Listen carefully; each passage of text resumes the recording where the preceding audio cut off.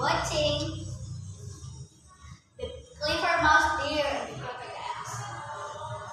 Once upon a time, in a deep jungle in Indonesia, there lived a clever little mouse deer named Kancil. He was small, but he was very smart. All the animals in the jungle knew that Kancil always used his instead of strength to survive. One hot day, Kancil was very thirsty. He walked and walked until he found a beautiful river. But, oh no, the river was of hungry crocodiles. Kancil said to himself, I must drink the water. But if I go into the river, the crocodiles will eat me. I need to find a plan. Then he got a brilliant idea. He stood on the riverbank and shouted loudly, "Hello, crocodiles! Come here! I have good news for you."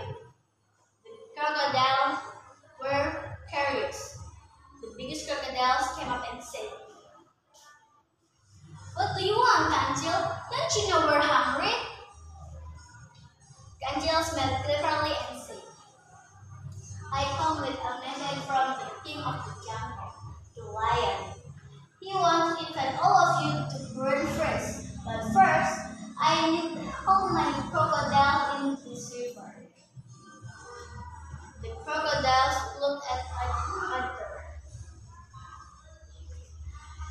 They're proud to be invited by the lion. "All right," said the biggest one. "How will you can us?" Kancil said, "Easy. Let's line up from one side the river to the other. So I can step on your backs and count one by one." The crocodiles quickly lined up across the river.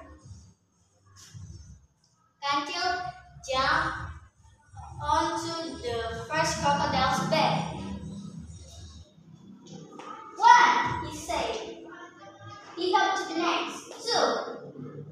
Then 3, 4, 5.